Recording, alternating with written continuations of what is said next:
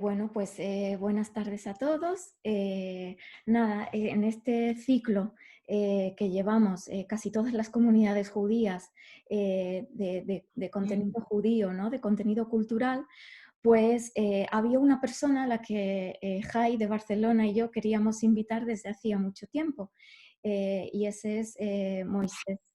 Em, debo decir que no conozco demasiado a Moisés, pero es de esas personas en las que uno confía plenamente y además confía desde que sabes que él sabe de lo que va a hablar y confías en su pleno conocimiento. Y eso que, repito, no nos conocemos mucho, pero es que automáticamente me rindo ante lo que sé de él, ante su trabajo y ante demás. Así que bueno, hoy por eso me da mucha alegría tenerte, Moisés, precisamente porque es el placer de escuchar a alguien que sabe de lo que va a hablar.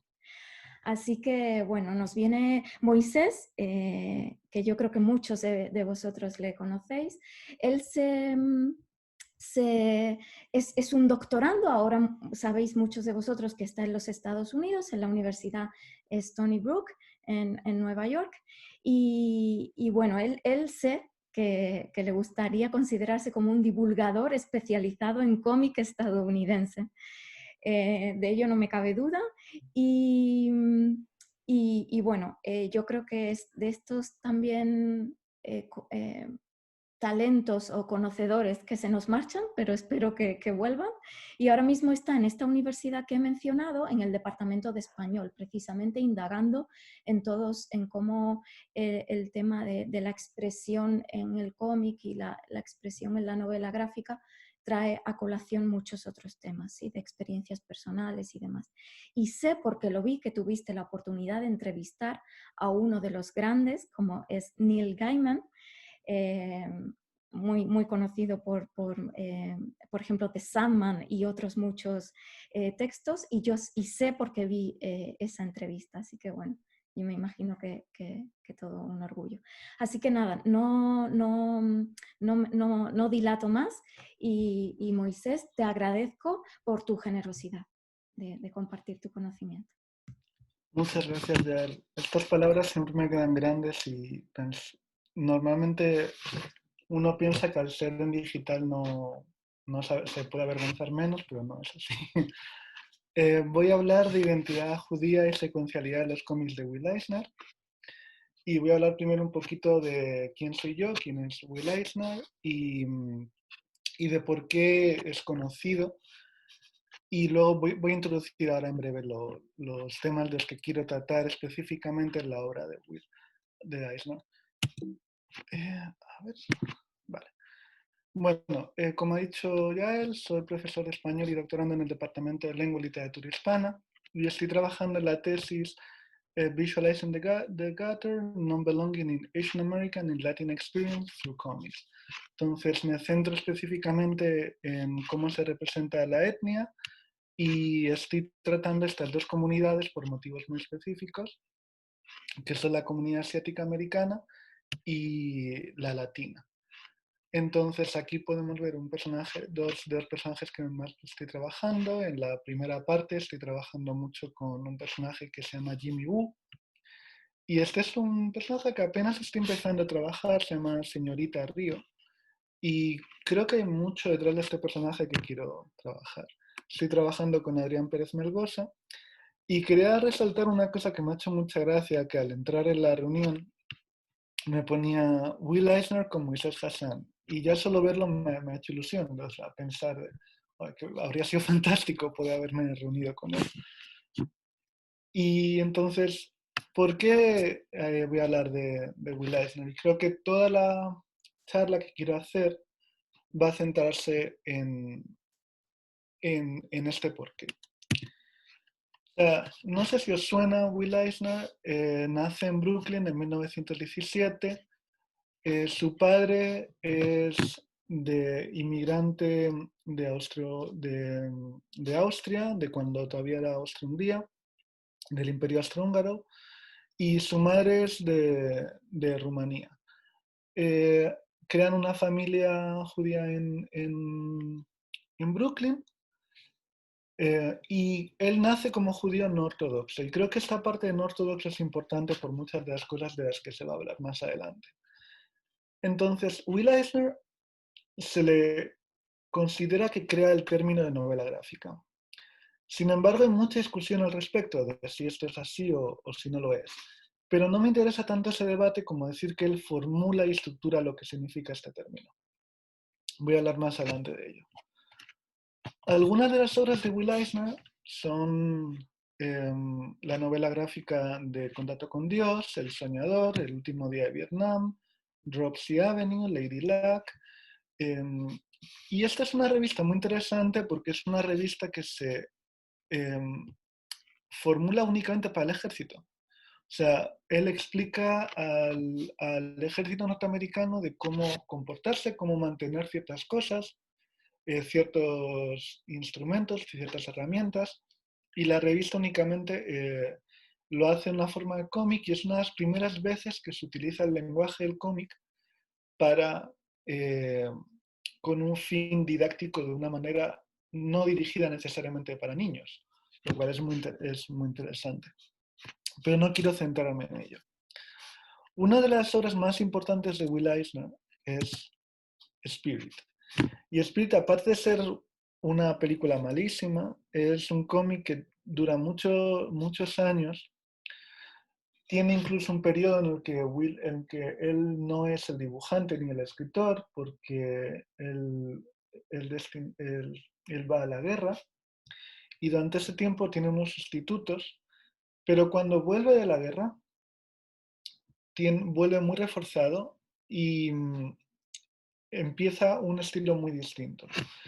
Voy a hablar un poco de este proceso y de cómo Spirit termina trayendo a las novelas gráficas que hace más adelante, y también cómo a través de estas novelas gráficas él termina contando una experiencia judía. Will Eisner pertenece a una generación de inmigrantes judíos, específicamente en Nueva York, que crean lo que ahora se considera el mundo del cómic norteamericano. Existía una industria previa, pero son estos individuos los que empiezan a crear una corriente de cómic superheroico y de cómic, no necesariamente superheroico, pero como el de Will Eisner, de aventuras, de acción, que es lo que crean la industria, como se entiende ahora. Esto es una conversación entre Will Eisner y Stan Lee. Aquí está festejando el cumpleaños de Superman. No sé de qué año es, no lo puedo ver acá. Pero aquí, por ejemplo, festeja el cumpleaños de Batman, los 50 cumpleaños. Aquí es una dedicatoria que le hace a Stan Lee, y aquí está teniendo un almuerzo con Jack Kirby. Superman es creado por Jerry Siegel y Joe Shuster. Son a su vez judíos, hijos de inmigrantes europeos. Bill Finger y Bob Kane crean a Batman, también judíos, hijos de inmigrantes europeos. Stan Lee y Jack Kirby, ambos crean el universo Marvel como se entiende ahora, y también son judíos de origen europeo. Y se habla mucho de esta herencia, de cómo se transmite algunos elementos judíos para estos personajes. Sin embargo, en el caso de Will Eisner no ocurre de esta manera. No podemos decir como Spider-Man que Spirit sea un reflejo del mundo judío. Lo que hace Will Eisner es muy distinto y va por otro terreno. Y estos son los temas de los que quiero hablar. Primero, ¿cómo entiende Will Eisner el cómic? ¿Qué aporta al mismo? ¿Qué quiere decir con novela gráfica? ¿Cómo manifiesta Eisner su judaísmo a lo largo de la obra? Y por último, ¿cómo se pronuncia sobre el antisemitismo? Quiero mantener una cierta coherencia cronológica en lo que voy a hablar, aunque en algunos momentos voy a saltar.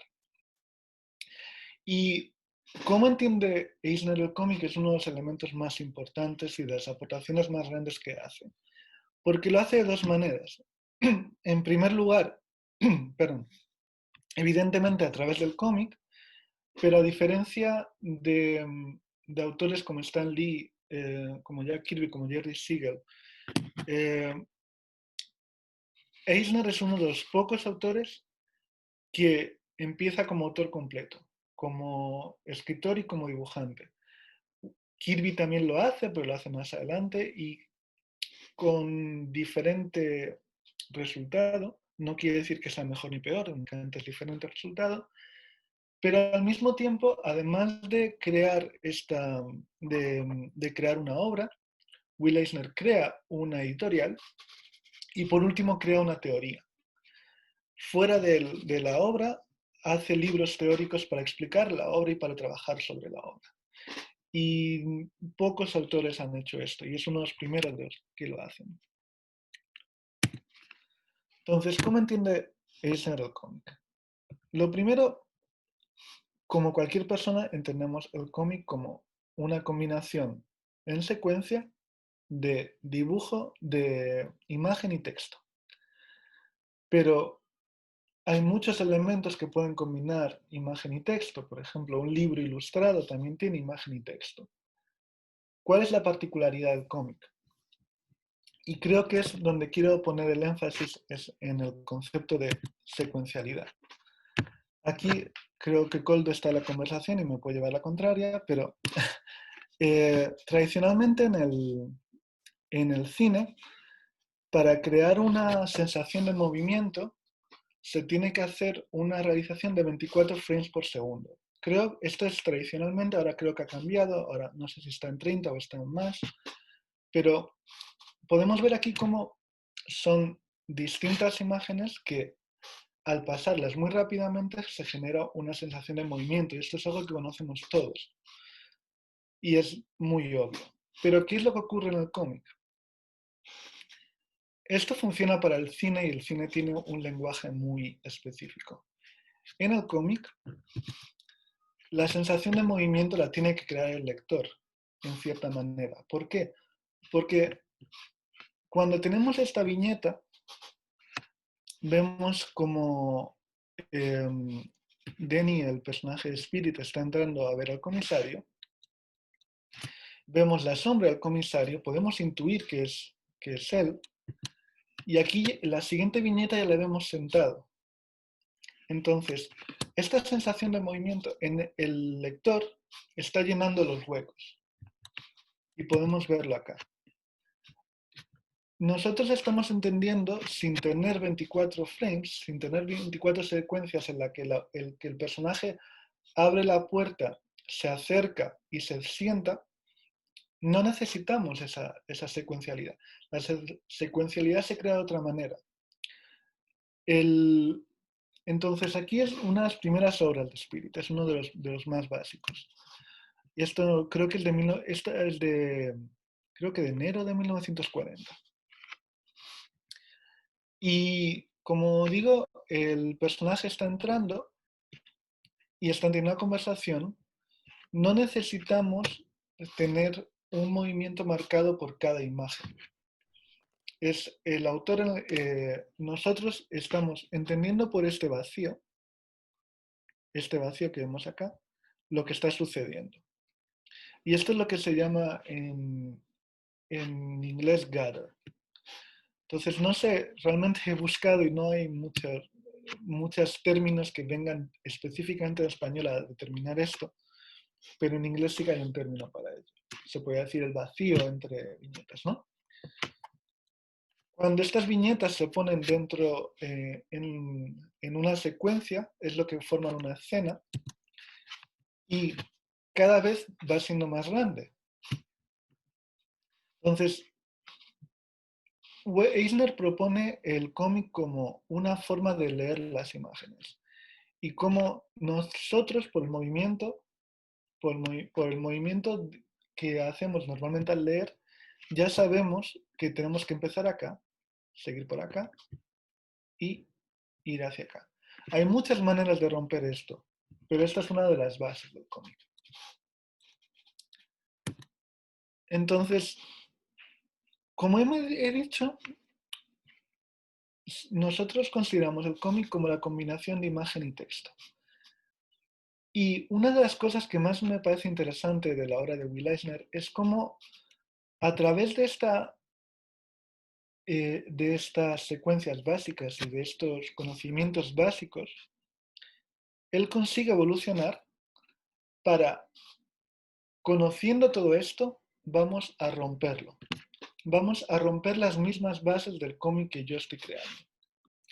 Y aquí podemos establecer una analogía interesante con Orson Welles en Ciudadano Kane, en el que a base de ver mucho cine, de conocer muchísimo cine hasta lo que se había hecho hasta entonces, él consigue romper las bases, pero lo hace, rompe las bases desde el conocimiento. Entonces, una de estas bases más fundamentales es que el cómic, que la imagen no tiene por qué estar separada del texto. Vamos a leer el texto también. Perdón, vamos a ver el texto también. Considera el texto como parte de la imagen. Y podemos ver cómo aquí juega con la lluvia y habla de la lluvia con un lenguaje, con una tipografía que lo emula. Aquí al mismo tiempo la sangre y aquí contrato con Dios. Pero vemos como God está escrito de una manera que parece casi estar escrito en hebreo. Y juega con esto. Lo juega de muchas formas. Aquí estoy poniendo unos ejemplos de tipografía dentro de la obra. Y él, para establecer esta comparación, se remite a una de las... a una misconception, iba a decir, a un mal entendimiento de, de, la, de los caracteres chinos y de la caligrafía china, en lo que establece que en, la, en los propios caracteres chinos, los Hanzi, hay un componente visual que no está, por ejemplo, en el alfabeto que nosotros tenemos. O sea, por ejemplo, me refiero a esto. Esto se pronuncia yan y quiere decir persona y emula lo que sería una persona de cierta manera. ¿Vale? Estas son las piernas. Entonces, no es completamente que esté intentando emular con el carácter, con este carácter, no está intentando emular la realidad, ni mucho menos, pero tiene una especie de simbología que remite a ello. Y hay muchos caracteres que tienen este componente, pero hay muchísimos otros que no. Entonces, esto es uno de los elementos que quería resaltar porque también lo habla Derrida y se equivoca en ello, en el que no hay una equivalencia. Hay cierta simbología, pero no es una equivalencia. Sin embargo, el uso que hace Eisner de ello es muy interesante, porque dice, vamos a ver este texto, no vamos solo a leerlo, vamos a verlo. Y aquí podemos ver unos ejemplos. Lo utiliza en muchas portadas, pero aquí mismo genera un edificio a través de Spirit y aquí lo está haciendo con unos papeles que se mueven. En cada uno tiene una simbología diferente, pero la idea es la misma, ¿no? Vamos a jugar con el texto para que forme parte de la imagen. Más adelante también esto forma parte de la obra de Steranko y de Salbucema, otros autores de cómic, pero Will Eisner es uno de los primeros y los más importantes que lo hace. Pero no es lo único que hace. He hablado de secuencialidad y he hablado de... No sé si estoy yendo muy rápido. Creo que sí que estoy yendo un poquito rápido. Pero bueno, como digo, Eisner utiliza estos elementos para que formen parte de una imagen de una manera viva. Y además siempre incluye de una manera interesante su firma. Aquí lo pone acá, de Will Eisner, y aquí la tenemos acá. Siempre juega con estos elementos, y siempre juega con estos elementos de una manera que también formen parte de la narración. No siempre forma parte de la narración, pero muchas veces lo hace. Como decía, aquí tenemos que aquí está enfatizando la sangre, y aquí está enfatizando la lluvia, aquí está enfatizando un contrato que está escrito en piedra, y lo hace con estos caracteres hebreos también. Vemos como la lluvia casi le cae a este personaje, entonces son elementos que forman parte de la historia en cierta manera, no siempre, pero algunas veces sí. Y como digo, es muy importante resaltar a Spirit porque es uno de los ejemplos de los que lo hace de manera más habitual. Y aquí tienen estas tres viñetas, estas tres imágenes, forman parte de su obra, de la novela, de las novelas gráficas que hace más adelante, que para darles un contexto temporal, esto es en 1980, mientras que Spirit es mucho anterior. La mayor parte de Spirit tiene lugar durante los 40 y ya hacia mediados de los 50, si no me equivoco. Pero vemos que hay un salto temporal muy grande. Spirit se ha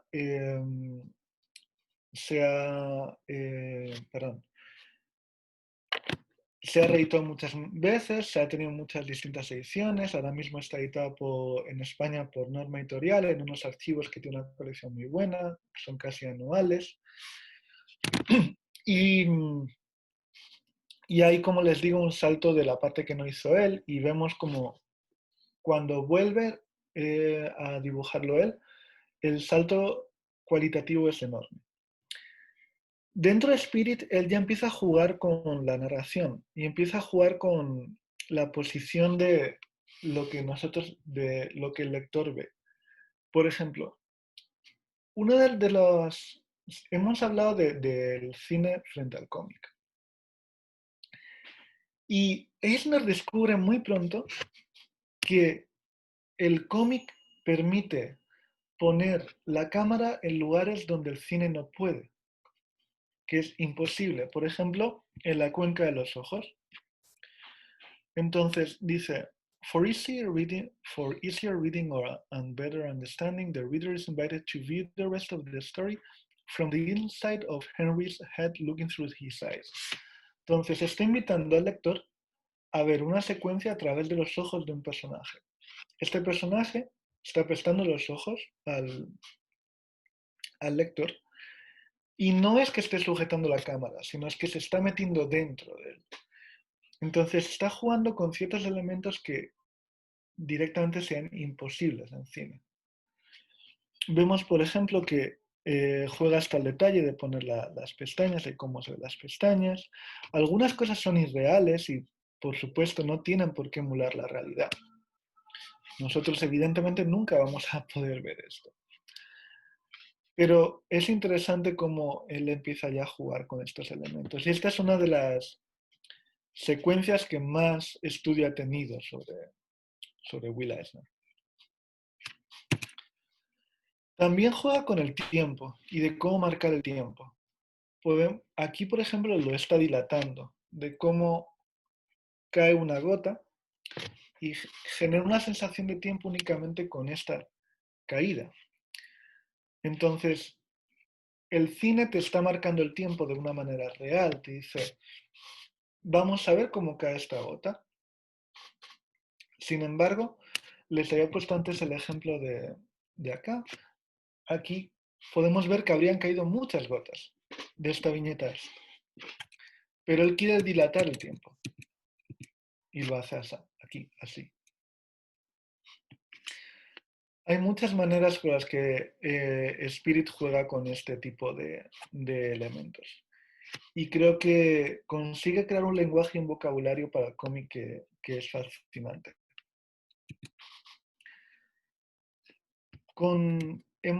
Aquí estamos viendo como, aun manteniendo esta cuenca de los ojos, aun haciendo esta cuenca de los ojos, Eisner está estableciendo todavía una división en viñetas, porque le parece, en parte, es uno de los lenguajes más necesarios del cómic.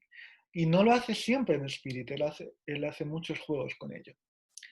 Pero, sin embargo, él entiende más adelante que no siempre es necesaria esta división tan estructurada. Por ejemplo, aquí la está rompiendo. No sé si se ve muy bien, pero no, o sea, no tiene mucha definición, pero creo que se puede ver la idea, en el que las viñetas están superpuestas unas a otras para generar en un momento en el que el personaje tiene un infarto al corazón, aquí empieza a agarrar el mantel y aquí lo termina sujetando desde el suelo. Entonces juega con esta ruptura de las viñetas para eso. Entonces, prácticamente está haciendo una lección magistral diciendo, todos los elementos que forman parte de un cómic van a formar parte del mismo. No vamos a hacer únicamente que el cómic sea una novela con imágenes, no va a ser que las imágenes acompañen al texto, sino vamos a jugar con todos estos elementos para darles una materialidad. Las viñetas van a formar parte de la narración de la misma manera que vamos a marcar con esto el tiempo y vamos incluso a marcar como aquí está cayendo. ¿Vale? Entonces hay muchos ejemplos de esto y podría detenerme mucho tiempo. Aquí, por ejemplo, vemos algo más tradicional, pero en el que el olor de la comida le llega al personaje hasta llegar a la casa. Y digo que es más tradicional porque la división en viñetas prácticamente existe, porque no está tan rota como acá, pero también no está tan marcado como lo podemos ver aquí. No, el gutter no existe, el vacío no existe. Entonces son distintas maneras de las que Will Eisner ya juega con esto. Y estas dos obras ya sí que son posteriores, son de los 80, forma parte de las novelas gráficas. Esta forma parte de la trilogía de Contacto con Dios, mientras que esto es pequeñas, breves historias que cuentan en una página de personas de la ciudad. Se llama City People Notebook. No recuerdo cómo se tradujo al español. Pero estos elementos forman parte de la narración en Eisner de muchas maneras. Por ejemplo, aquí forma parte de la obra El último día de Vietnam, en la que Will Eisner cuenta la historia de un periodista que viaja a Vietnam para hacer un reportaje. Y de la retirada de las tropas, ¿no?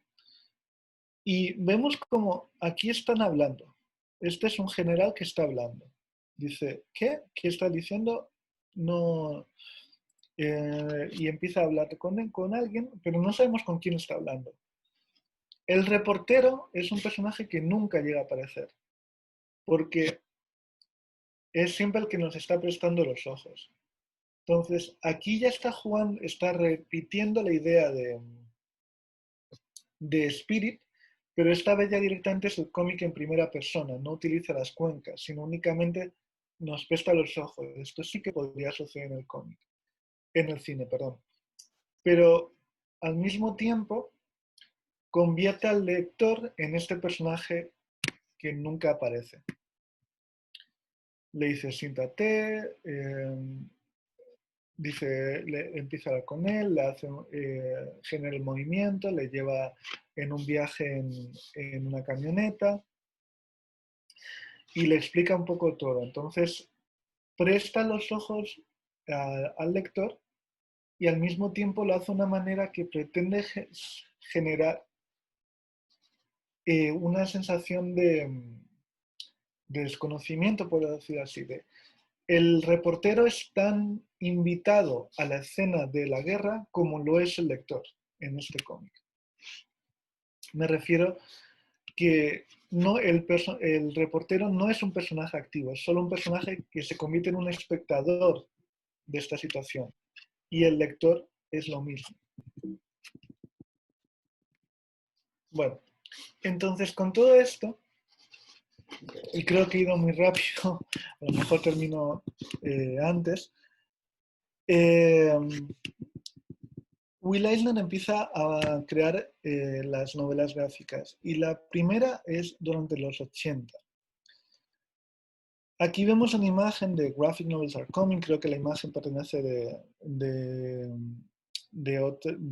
o sea, es un dibujo que pertenecía a otra idea y lo reinterpretó para esto. Forma parte, esto lo he sacado de una entrevista que le hizo Paul Levitz, otro escritor de cómic,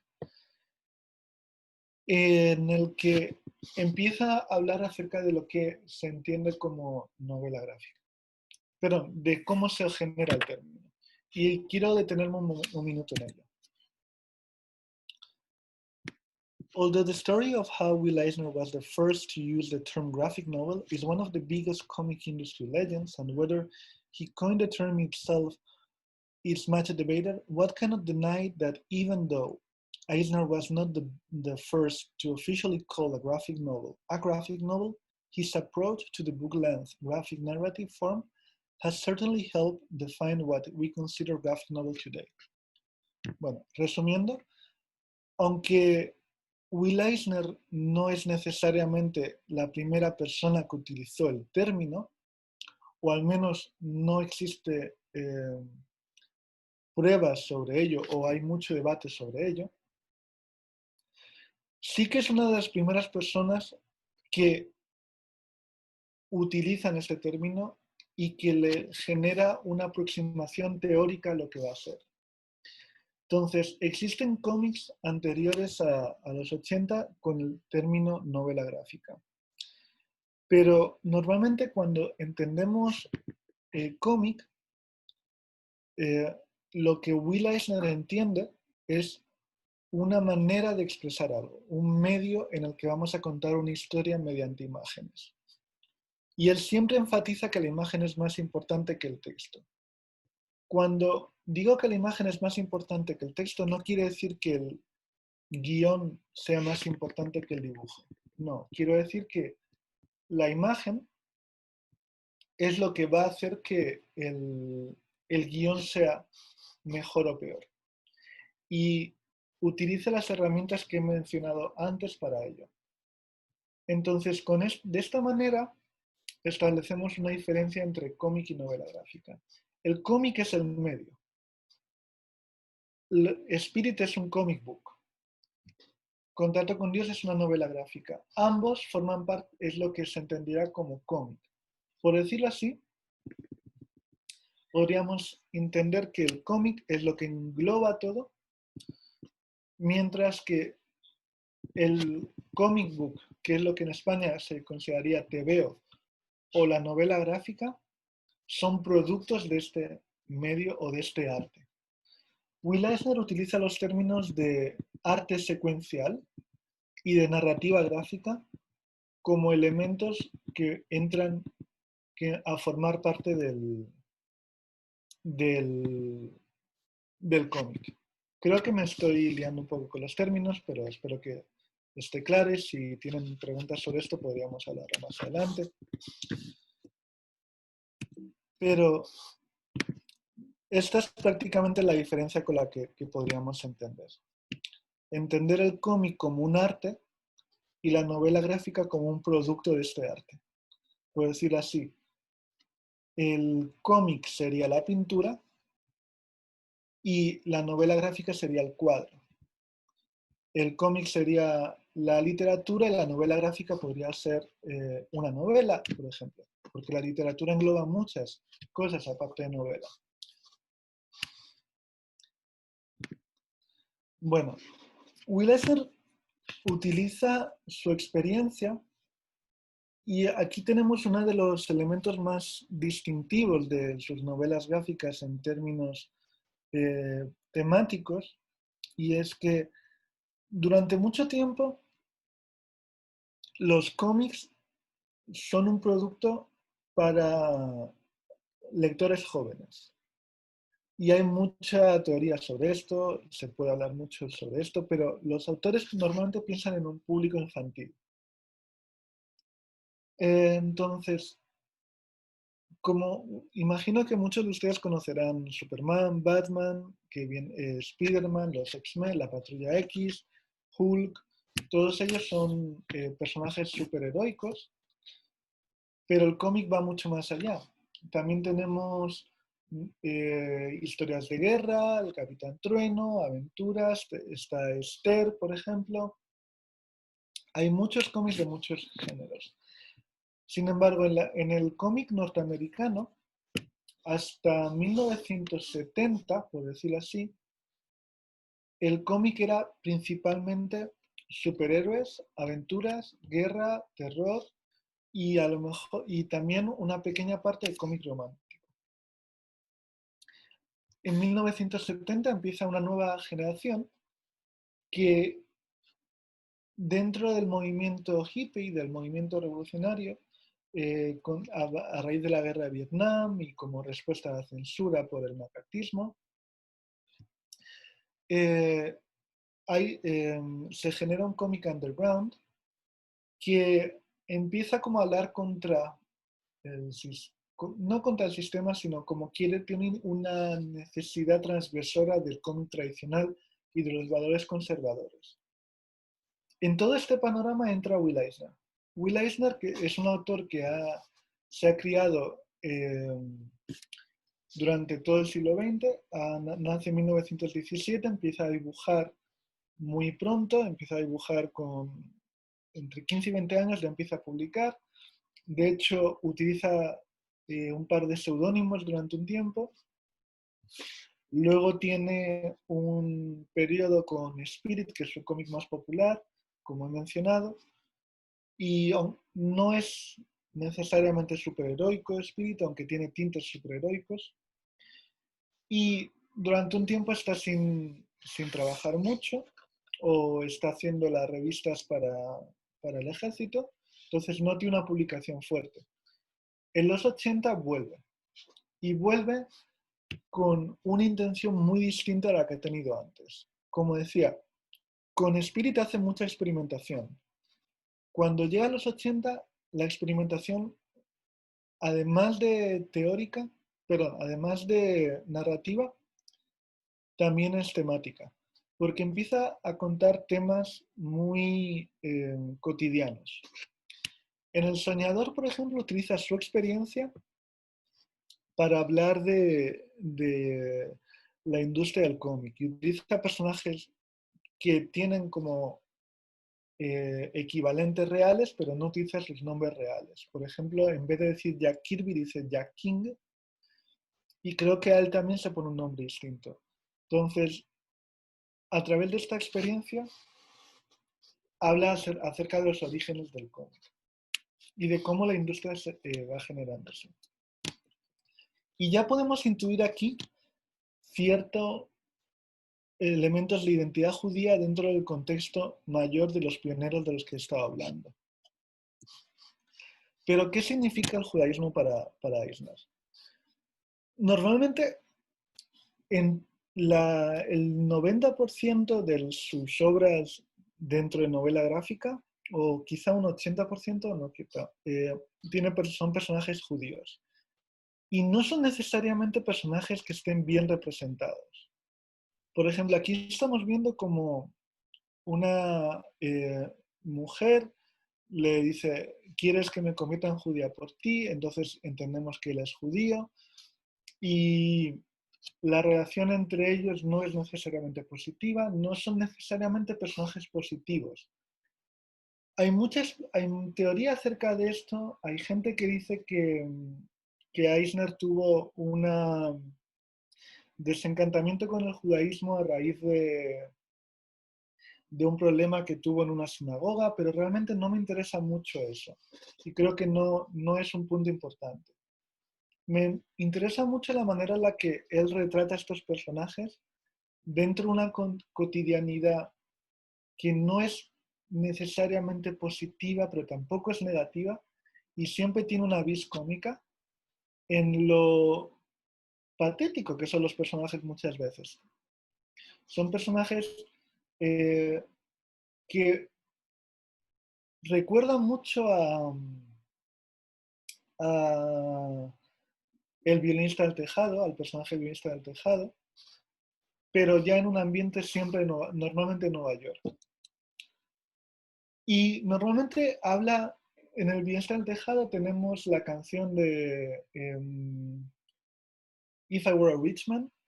Esta relación del hombre con Dios, de que se establece en el violinista, la podemos ver aquí muchas veces. Entonces, el contrato con Dios son distintas historias de Nueva York, de hombres que tienen, de personajes que tienen una relación con Dios de distintas maneras, no necesariamente eh, alude a una figura, no necesariamente es al Dios como personaje, ni mucho menos, pero sí que son personajes que tienen conversaciones con él. Y aquí es muy interesante que tiene una reflexión sobre la vida. Recuerdo el nombre en francés y el nombre en inglés, pero no en español. Es A Life Force. Esta es la segunda parte de la trilogía Contrato con Dios. Y estoy repitiendo mucho este nombre porque es Contrato con Dios es la primera novela gráfica considerada como tal, la primera que escribe Will Eisner. No tiene una forma de novela en la que tenga un principio y un fin con un mismo personaje, sino que son distintas historias, pero tienen como un contexto grande. Y también más adelante se junta como en una edición más grande con otras dos obras de las que voy a hablar, que es A Life Force y La Avenida Dropsy. Y ambas son muy importantes para lo que quiero hablar. Tanto en Contrato con Dios como en Life Force, eh, él utiliza personajes que están continuamente en diálogo con Dios o en monólogos con Dios. En uno hay un contrato firmado, mientras que en A Life Force es como una reflexión acerca de la vida. Aquí está hablando el personaje con una cucaracha y de la necesidad de superar, de seguir viviendo. Esta concretamente, y es muy triste que diga esto si no me acuerdo el nombre del título, pero es mi obra favorita del autor. Creo que más adelante tengo el nombre escrito. Pero el concepto de judaísmo que más me interesa a mí de Eisner aparece más adelante y aparece en La Avenida Dropsy. Entendemos como que el judaísmo está presente continuamente en contacto con Dios y en Life Force en estas dos primeras partes de la trilogía. En la tercera parte lo introduce en otro contexto, que es el contexto de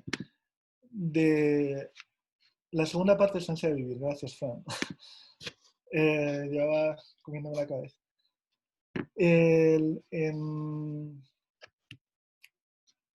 En la avenida Dropsy introduce un judaísmo dentro de un contexto mucho mayor, que es la comunidad de inmigrantes.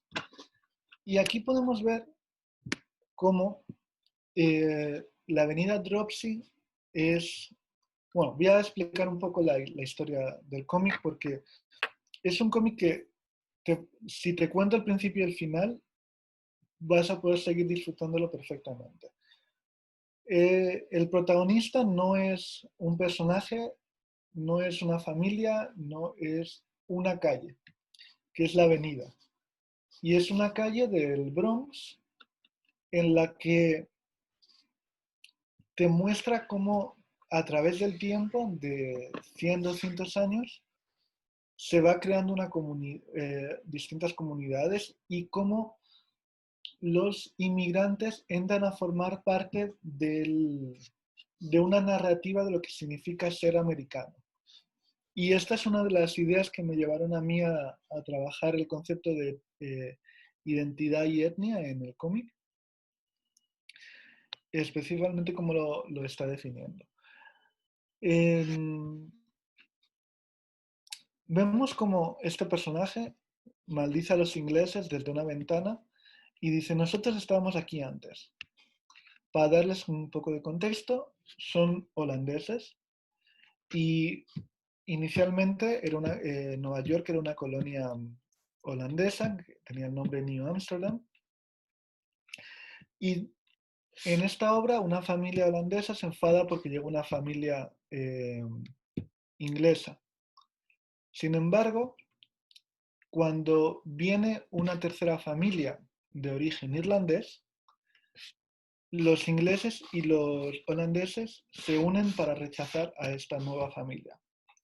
Más adelante entra una familia italiana y se, eh, los irlandeses ya forman parte de lo que ya son americanos. Dice, nosotros estamos aquí antes, que ahora se va a llenar de italianos. Luego entran los judíos. Y entonces el, el rechazo de una comunidad a otra es el que le hace formar parte de la comunidad americana. Tengo muchos ejemplos aquí, por ejemplo. Aquí está criticando a los católicos, aquí a los irlandeses, aquí estos ruidosos inmigrantes.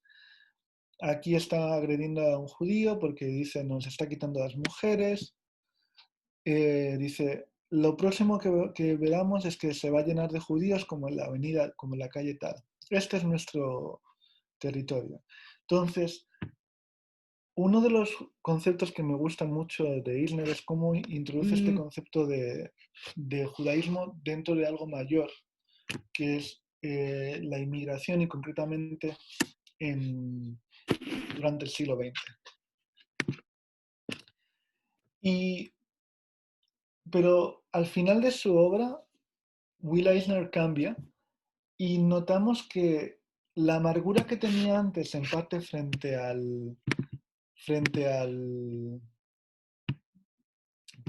la amargura que tenía antes frente a los judíos y que, como se explicaba, era en parte quizá por algún evento que hubiera tenido en una sinagoga, al final cambia y nosotros vemos como tiene dos obras que se centran en el antisemitismo. La primera de ellas es Fagin el judío. Y Fagin es un personaje de la novela Oliver Twist de Dickens. Y lo que hace Eisner es cambiar la perspectiva y vamos a contar la historia de Oliver Twist a través de la perspectiva de Fagin. Vamos a justificar a Fagin.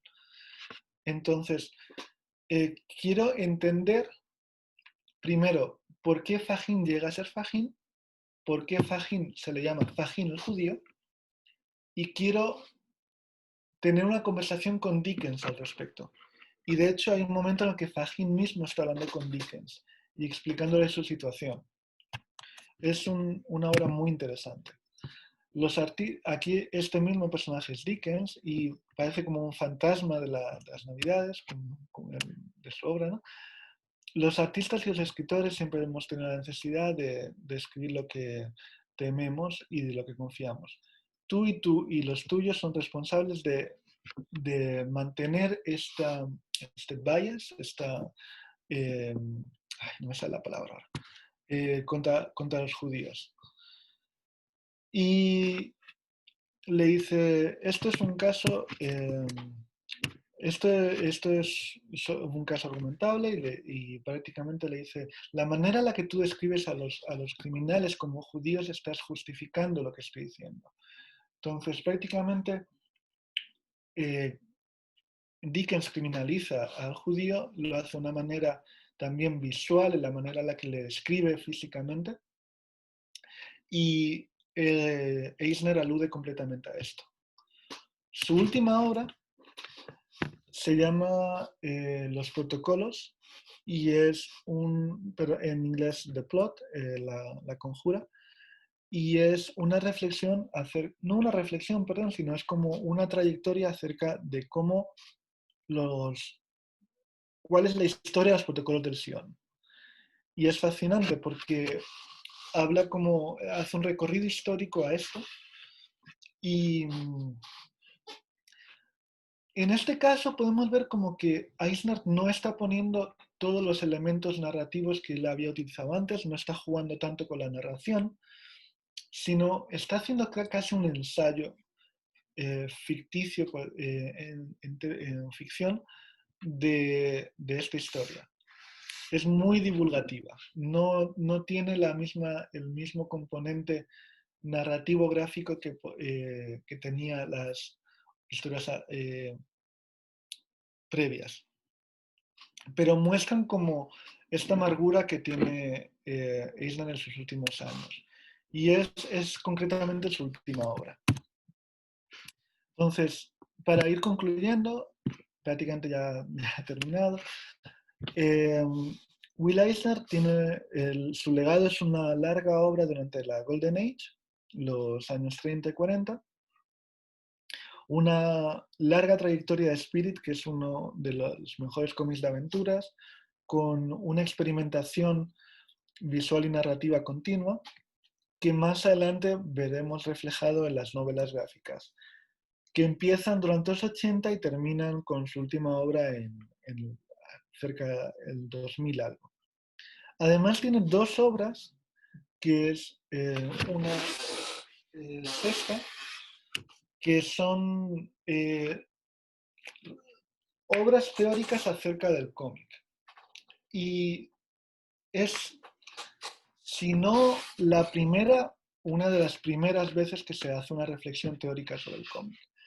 Más adelante, Scott McCloud hace otra reflexión que bebe mucho de Will Eisner, pero en este caso es casi un diccionario.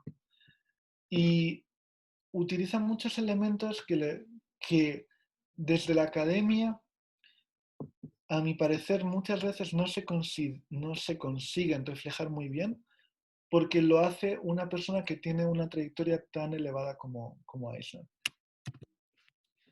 Y quería dejarles con los títulos de sus obras. Del 40 al 52 se hace Spirit. Spirit está recopilado en los archivos. Luego en 1978, Contacto con Dios, Vida en otro planeta, Ansia de vivir, Nueva York, la gran ciudad, Cómic y el arte secuencial, que es la obra teórica, Crepúsculo en Sunshine Street, El soñador, que es una obra sobre sobre su experiencia como dibujante, El edificio, City People of Notebook, que es varias aventuras varios retratos de la ciudad de Nueva York, Viaje al corazón de la tormenta, que es sobre la guerra de Vietnam, Personas invisibles, La avenida Dropsy, que les he comentado, Una cuestión de familia, y El último día de Vietnam, que el último día de Vietnam es el que les comentaba del reportero. Los pequeños milagros, Las reglas del juego, Frágil judío y La conspiración. La conspiración es la de los protocolos, me equivoqué en el nombre. Entonces, todas estas están disponibles en Norma Editorial. Y bueno, eso es todo lo que quería decir. Espero que les haya gustado.